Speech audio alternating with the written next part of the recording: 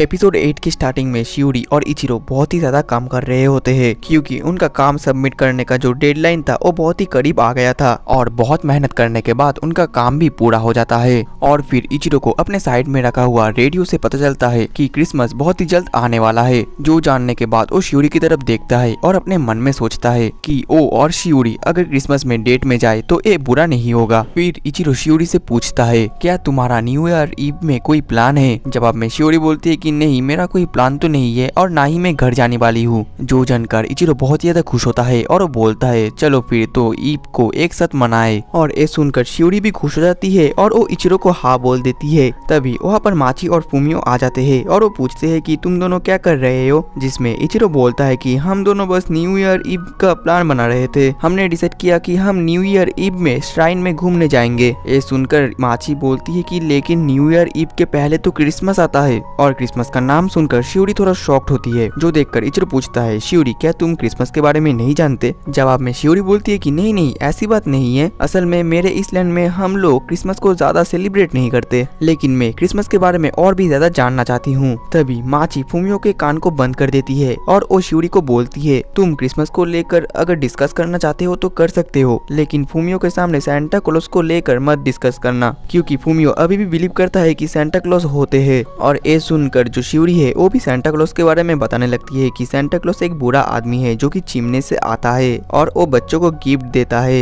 और इसके बाद माची शियूरी को ये भी बोलती है कि हम लोग तो क्रिसमस में पार्टी भी करते हैं। जो सुनकर शियूरी बोलती है कि ये तो बहुत ही ज्यादा बड़ी बात है, क्या मैं भी तुम्हारे साथ ज्वाइन कर सकती हूँ। और फिर वो दोनों ही बहुत ज्यादा खुश हो जाते हैं और ये देखकर इचिरो भी बहुत ज्यादा खुश हो जाता है। अब अगले सीन में क्रिसमस ईव का टाइम होता है और इचिरो के घर पर मौका भी आई होती है। और कुछ देर बाद वहाँ पर सानो भी आता है और सानो आकर सीधा फूमियो को गोद में ले लेता है और वो बोलता है तुम तो काफी ज्यादा बड़े हो गए हो फूमियो। फिर वहाँ पर इचिरो और शियूरी भी आते हैं और वो सभी एक दूसरे को क्रिसमस ईव के लिए ग्रीट करते हैं। देन वो सभी लोग एक साथ डाइनिंग टेबल पर खाना खा रहे होते हैं और जो खाना है वो बहुत ही ज्यादा अच्छा बना होता है, जिसके वजह से शियूरी इचिरो को काफी ज्यादा तारीफ करती है। और ये देखकर माची दूर से बोलती है कि क्या तुम दोनों फिर से फ्लर्ट करना शुरू कर दिए। और इसके बाद मौका-सन को भी पता चल जाता है कि शियूरी और इचिरो एक दूसरे को डेट कर रहे हैं, जिसके वजह से वो बहुत ही ज्यादा शॉक्ड हो जाती है। और फिर मौका बोलती है मुझे तो विश्वास ही नहीं हो रहा, लेकिन इचिरो एक अच्छा लड़का है। तभी साइड से शियूरी मौका को बोलती है कि मैं इचिरो के बारे में और भी कुछ जानना चाहती हूँ। जो सुनकर तो इचिरो बहुत ही ज्यादा एम्बरेस्ड फील कर रहा होता है और वो बोलता है कि ऐसा कुछ मत करना। वही दूसरी तरफ मौका अपने कहानी सुनाने लग जाती है और वो बोलती है जब मैं छोटी थी तो मुझे एक बार चोट लग गई थी, जिसके वजह से मेरा बहुत ही ज्यादा खून बहा था। जो देखकर इचिरो बहुत ही ज्यादा डर गया था और उसने बोला कि जल्दी से इसको साफ कर लो, नहीं तो इसमें बैक्टीरिया जम जाएगा।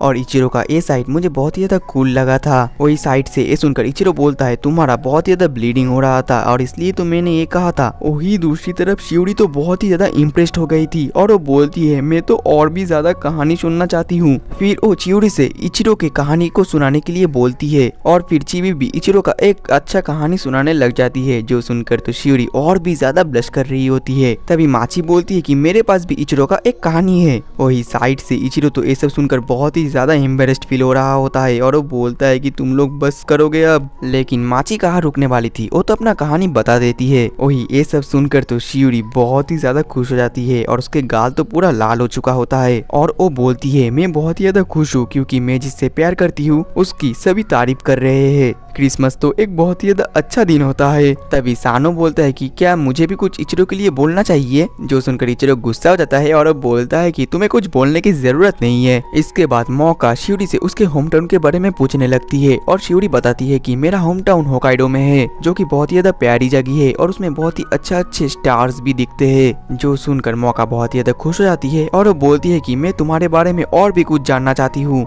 जो सुनकर शियूरी थोड़ा दुखी हो जाती है और वो शांत हो जाती है और अपने मन में बोलती है मेरे पास तो कुछ अच्छे मेमोरीज ही नहीं है। जो देखकर मौका शियूरी से माफी मांगती है और वो बोलती है अगर कुछ ऐसी बात है जो कि तुम नहीं बताना चाहती तो मत बताओ। फिर वो शियूरी को एक गिफ्ट देती है जिसमें होता है कि एक ड्राइंग टैबलेट और वो गिफ्ट लेकर शियूरी बहुत ही ज्यादा खुश हो जाती है और फिर मौका माची और फूमियो को भी गिफ्ट देती है। देन उन लोगों का पार्टी खत्म हो जाता है और सानो और मौका अपने अपने घर चले जाते हैं। जिसके बाद चिबी, माची और शियूरी डिसाइड करते हैं कि वो लोग और रात तक जगेंगे। फिर वो वो लोग चिबी के रूम में और कुछ देर तक रुकने के लिए प्लान बनाते हैं। और इनका ये प्लान देखकर इचिरो अपने मन में बोलता है, मैं तो सोच रहा था कि मैं शियूरी को एक बार वॉक के लिए पूछूंगा। नेक्स्ट दिन में शियूरी और माची चिबी-सान के रूम में आ जाते हैं। फिर चिबी बहुत ही ज्यादा एक्साइटेड होकर शियूरी को एक बुक रिकमेंडेड करती है। वही शियूरी तो बहुत ही ज्यादा शॉक्ड हो जाती है। तभी चिबी बोलती है कि सॉरी, मैं थोड़ा ज्यादा एक्साइटेड हो गई थी। फिर वो लोग एक साथ मिलकर बात करना शुरू कर देते हैं, लेकिन शियूरी थोड़ा दुखी होती है और वो उन दोनों को कुछ बोलने वाली होती है कि वही दूसरे साइड में इचिरो उन तीनों के लिए चाय लेकर आया होता है और वो शियूरी को कुछ बोलते हुए देखकर रुक जाता है। दूसरी तरफ शियूरी बोलती है कि मेरा जो होम टाउन है वो एक छोटे से इसलैंड में है और वहाँ पर मैं एक प्रिंसेस हूँ।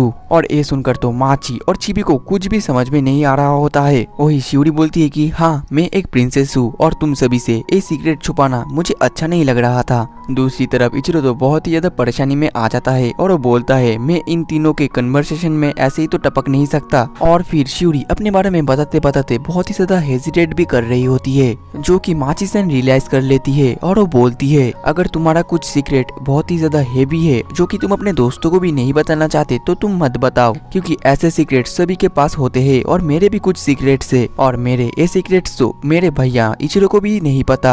जो सुनकर तो शियूरी बहुत ही ज्यादा शॉक्ड होती है। फिर चिबी-सान बोलती है कि हाँ, मेरे भी कुछ सीक्रेट्स है जो कि बहुत लोगों को नहीं पता। तभी माची शियूरी को बोलती है, क्या तुम्हारे बारे में भैया को पता है? जवाब में शियूरी बोलती है कि हाँ, इचिरो को सब पता है। जो सुनकर माची बोलती है कि तो फिर सब कुछ ठीक है। जो सुनकर शियूरी उन दोनों को थैंक यू बोलती है और फिर वो तीनों ही एक दूसरे के फर्स्ट नाम से बुलाने लग जाते हैं और वो तीनों ही काफी ज्यादा खुश भी होते हैं। अब अगले दिन सुबह फूमियो और माची को गिफ्ट मिला होता है और वो दोनों बोलते हैं कि सांता क्लॉज ने हमें गिफ्ट दिया है। जो सुनकर इचिरो बोलता है, ये तो अच्छी बात है। तभी किचन में शियूरी आ जाती है और इचिरो काफी ज्यादा ब्लश कर रहा होता है और वो ब्लश करते करते शियूरी से पूछता है, क्या तुम आज रात फ्री हो? जवाब में शियूरी बोलती है कि हाँ, मैं आज रात फ्री हूँ। फिर इचिरो बोलता है, क्या तुम मेरे साथ आज रात डेट पर जाना चाहते हो? जो सुनकर शियूरी काफी ज्यादा खुश होती है और हाँ बोल देती है। दूसरी तरफ हम शियूरी के मॉम और डैड को देख पाते हैं, जहाँ पर शियूरी की मॉम बहुत ही ज्यादा गुस्से में होती है क्योंकि शियूरी ने अभी तक उनके साथ कोई भी कांटेक्ट नहीं किया। देन अगले सीन में शियूरी और इचिरो क्रिसमस डेट पर आए होते हैं और वो लोग आसपास में बहुत ही ज्यादा सजावट देखकर खुश होते हैं।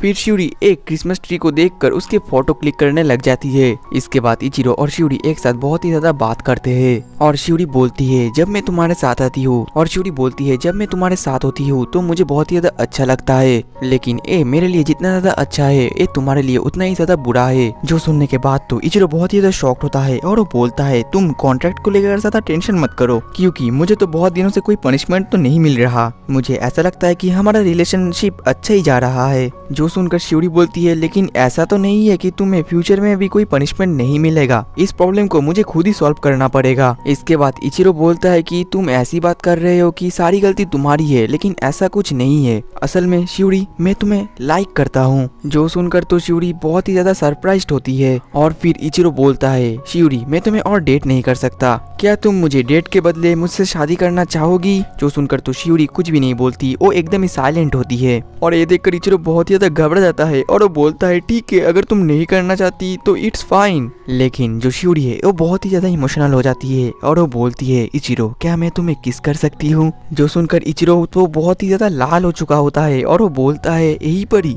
शियूरी बोलती है कि हाँ। फिर वो दोनों एक दूसरे को किस कर लेते हैं। देन अगले सीन में वो दोनों ही घर आ चुके होते हैं और इचिरो माची और फूमियो के लिए केक भी लाया होता है। वही शियूरी और इचिरो, इन दोनों का मुंह बहुत ही ज्यादा लाल होता है और ये दोनों ही काफी ज्यादा शर्मा रहे होते हैं और बहुत अजीब बर्ताव भी कर रहे होते हैं। और इन दोनों का बर्ताव देखकर माची और चिबी को समझ आ जाता है कि इन दोनों के बीच में कुछ अच्छा हुआ है। देन रात हो जाती है और शियूरी सोते हुए काफी ज्यादा खुश होती है और अपने मन में बोलती है, इचिरो के ठोट तो काफी ज्यादा नरम थे। फिर वो बोलती है, पता नहीं मैं इचिरो के कौन सी जगह पर किस किया था, मैं तो ठीक से देख भी नहीं पाई क्योंकि मेरे आंखें तो बंद थे, लेकिन वो जो पूरा इटर्नल मोमेंट था वो मेरी जिंदगी की सबसे लंबी मोमेंट है। और फिर शियूरी अपना जो किस का समय था वो भी चेक करती है। दूसरी तरफ इचिरो को तो नींद ही नहीं आ रहा होता है और वही शियूरी अपने किस के टाइम को चेक करी जा रही होती है और वो बोलती है, इसके बाद मैं बहुत ही ज्यादा लंबा किस करने वाली हूँ। तभी शियूरी के फोन में उसके मॉम की तरफ से एक मैसेज आता है, जो मैसेज को देखकर शियूरी काफी ज्यादा उदास हो जाती है। और इसी के साथ ही हमारा एपिसोड 8 खत्म हो जाता है। मिलते हैं नेक्स्ट एपिसोड में, तब तक के लिए टाटा बाय बाय सायोनारा।